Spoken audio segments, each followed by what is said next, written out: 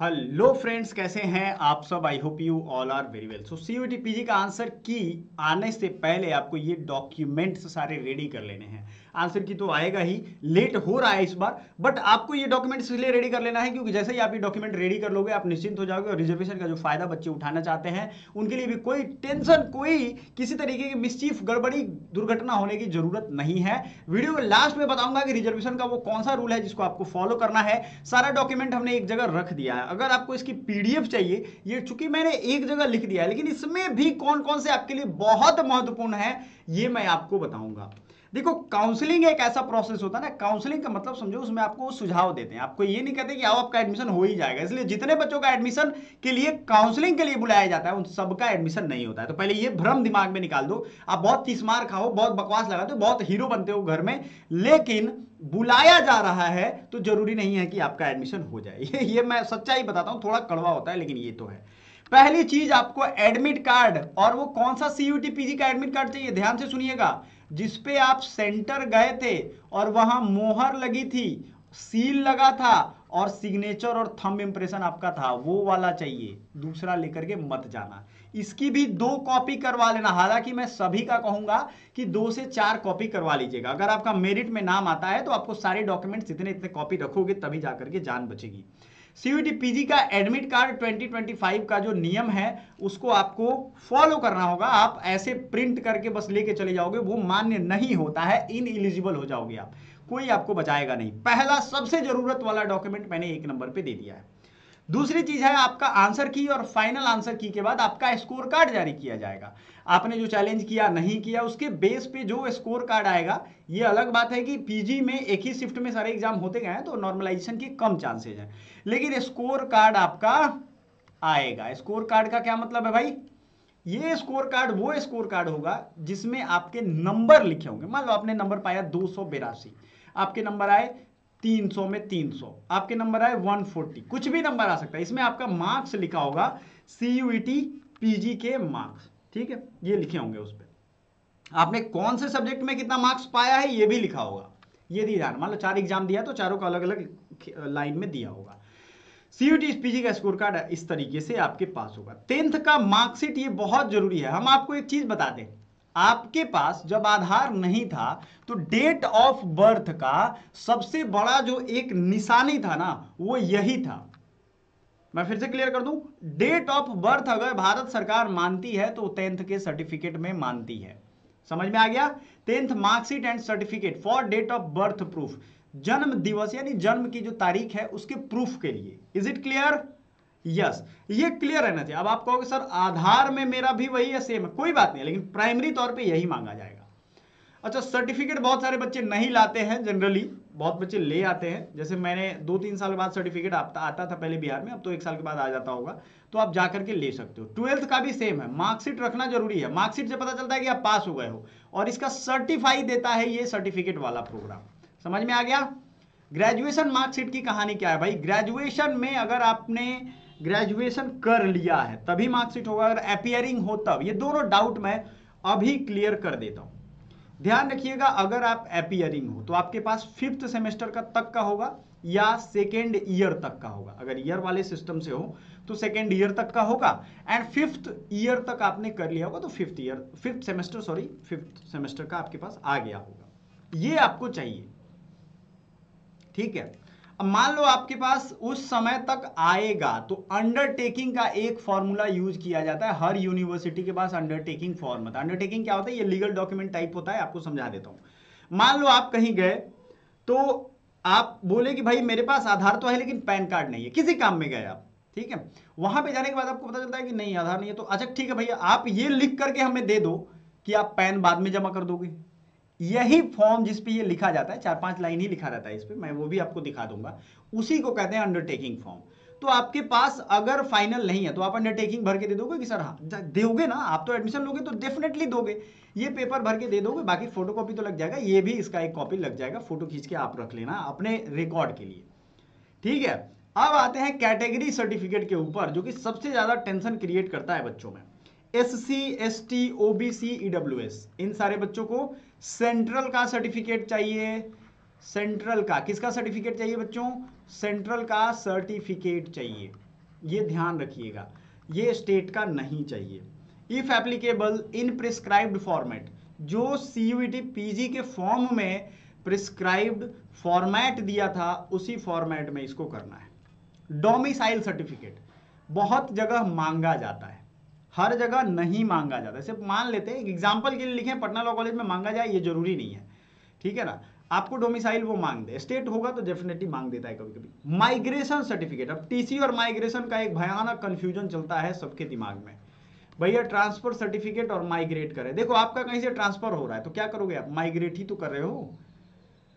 बहुत बच्चे एक और वर्ड बोलते हैं, वो बोलते हैं एसएलसी, इसका कंफ्यूजन मैं दूर कर दूंगा। ये भी वही है, school leaving certificate, school leaving certificate है तो छोड़ रहे हो मतलब कहीं ट्रांसफर हो रहा है या माइग्रेट हो रहा है, बात लगभग सेम है। पुराने जो डॉक्यूमेंट्स आते थे बिहार में उसमें एसएलसी इसको कहता था। अब आप कहोगे सर कैरेक्टर सर्टिफिकेट और आचरण सर्टिफिकेट, बात हुआ तो वही है भाई, हिंदी में उसको बोल रहे हो।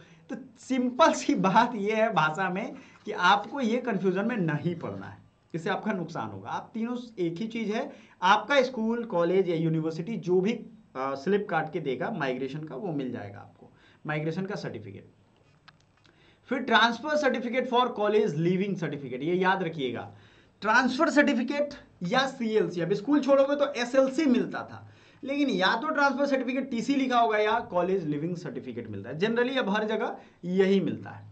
कैरेक्टर सर्टिफिकेट एक होता है जो आपके बेसिकली स्कूल से बनता था, ये स्कूल 12 तक के होंगे वहां से मिल जाता है कि इस बच्चे का आचरण ठीक है ना। तो जहां से ये बनता होगा, ये इसेंशियल नहीं है, ये याद रखिएगा, ये मोस्ट इंपॉर्टेंट नहीं है, बनता होगा तब। इसीलिए कहते हैं वीडियो आखिरी तक देखना, नहीं तो आधा से आधा समझ में आता है। आधा देखते हो उससे आधा समझते हो और उससे आधा सोचने लगते हो, तो हो गया 1/8 हो गया। समझ में आ रहा है, ये कैलकुलेशन मैथमेटिक्स है, मैं थोड़ी ना करूँ, आपको समझ ही में नहीं आएगा। मिलता होगा जिसके पास वही लेगा। एक चीज और मैं खास बताऊं, यूपी वाले बोर्ड वाले बच्चे जो यूजी वाले हैं उनको इसके लिए क्या क्या डॉक्यूमेंट चाहिए, उनको माइग्रेशन की जरूरत नहीं पड़ती है, ये चीज आपको ध्यान रखना है। Passport size photographs, passport size photograph के लिए क्या करना है, आपको फेस जिसमें अच्छा दिख रहा हो, यानी पूरा दिख रहा हो, मास्क ना लगा हो, बाल यहां तक हिप्पी ना हो, 4 से 6 फोटोग्राफ आपको लेना ही लेना है। पासपोर्ट साइज ये फोटोग्राफ्स हैं, क्या है भाई, पासपोर्ट साइज फोटोग्राफ चाहिए। फोटो आईडी प्रूफ में आधार कार्ड, वोटर आईडी या पैन कार्ड, समझ में आ गया, आधार कार्ड या वोटर आईडी। अब आप कहोगे सर वोटर आईडी तो हमारे पास नहीं है, देखो बेसिक रूप से तो आधार ही है, लेकिन सुप्रीम कोर्ट में केस के बाद ये कह दिया गया कि आधार को आप एकदम मांग सकते हैं, ऐसा जरूरी नहीं है। तो आधार कार्ड की जगह पे पैन कार्ड ले लो, कोई भी एक ले लो जो आपके पास हो। आपके पास पासपोर्ट हो तो अति उत्तम है। तो फोटो आईडी प्रूफ होनी चाहिए, फोटो आईडी प्रूफ में यही आता है। अब आप कहोगे सर ये नहीं है मेरे पास इनमें से तीनों, तो भैया ना हो या गड़बड़ हो, डेट ऑफ बर्थ मैच नहीं कर रहा हो, तो वो बनवा लेना, वो आपकी जिम्मेदारी है। अगर किसी यूनिवर्सिटी में एफिडेविट मांगते हैं गैप ईयर के लिए, याद रखिएगा पीजी वाले बच्चों के लिए ये नहीं मांगा जाता है, लेकिन किसी यूनिवर्सिटी में मांगते हैं। तो आप कहोगे सर एफिडेविट तो हमारे घर के बगल वाला कचहरी में बनता है, वहां भी बन सकता है, लेकिन अगर मांगा नहीं गया वहां तो आप क्या करोगे, ये इफ वाले हैं, कैरेक्टर सर्टिफिकेट भी इफ में था, अगर मांगा गया तो आप क्या करोगे, फालतू बनवा लोगे। फिर जैसे मेरा बीएचयू में जब एडमिशन हुआ था तो उस समय गैप के लिए सर्टिफिकेट मांगा गया था, उसमें अंडरटेकिंग के तौर पे लिखना था 4-5 लाइन का कि मेरा इस कारण से 2 साल का गैप है। कारण कुछ भी हो सकता है भाई, आगे की पढ़ाई के लिए बाहर चले गए थे या कुछ भी रीजन हो सकता है, ठीक है, इस वजह से हम फॉर्म नहीं भर पाए, इस वजह से 2 साल गैप है। ये इसलिए लिखवा लिया जाता है कि मान लो 2 साल आप किसी आतंकवादी गतिविधि में हो गया, बाद में आके कॉलेज में एडमिशन ले लिए, कॉलेज के पास अपना पक्ष रहेगा कि हाँ भाई इसने लिख के दिया है गलत इन्फॉर्मेशन, तो यही अपराधी है।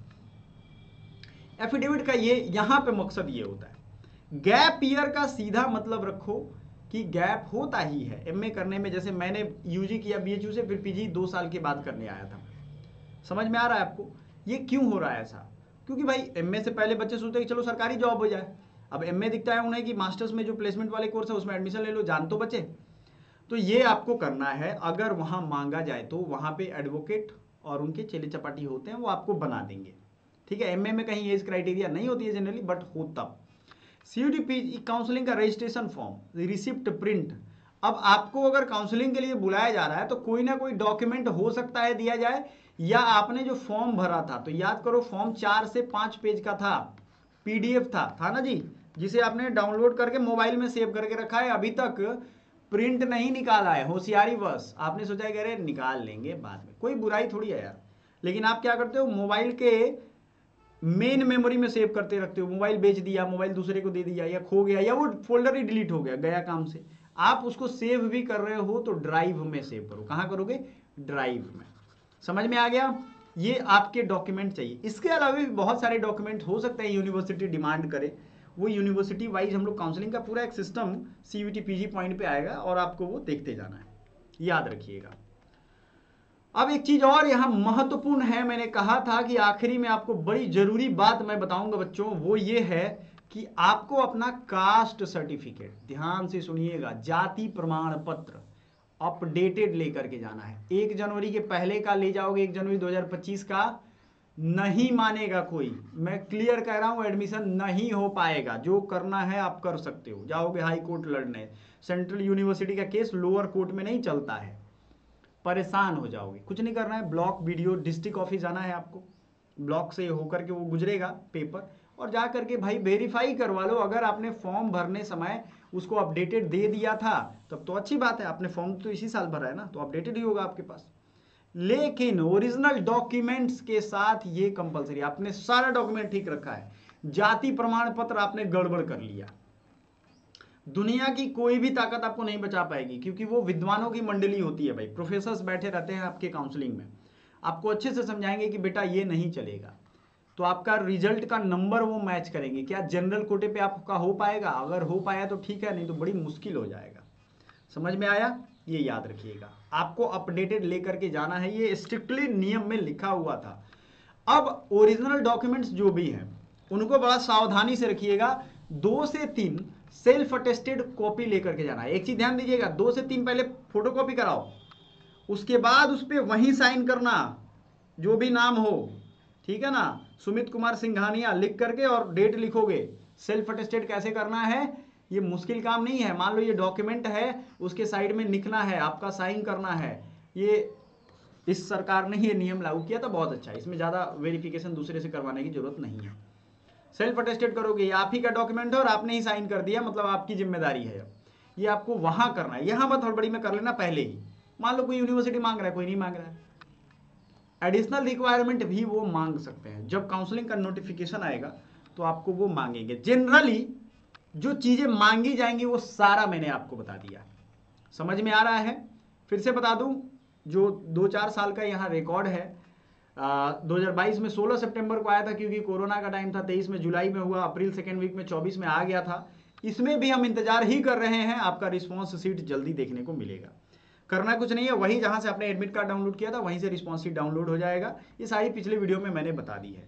ये सारे सर्टिफिकेट की ये वाली जो PDF है, अगर आपको चाहिए तो आप हमारा व्हाट्सएप ग्रुप ज्वाइन कर लो और एक बार कमेंट कर दो कि हाँ सर चाहिए। आप कमेंट कर दोगे, 10-15 लोग लाइक कर देंगे उसको, मैं उसमें डायरेक्ट लिंक दे दूंगा पहले वाले लिंक में ग्रुप का, और वहां पे ये पूरा मिल जाएगा। आपको लिखने नोट करने की जरूरत भी नहीं है, आपको ये पूरा का पूरा मिल जाएगा। आपके एडमिशन तक हम आपके साथ हैं। और याद रखिएगा, ये बहुत रिस्पॉन्सिबल वाली चीज है, तो जिन्होंने रिजल्ट दिया है, जिन्होंने पढ़ा है, उनके लिए ही ये काम करो तो ज्यादा बेहतर होगा। Thank you so much, bye for now.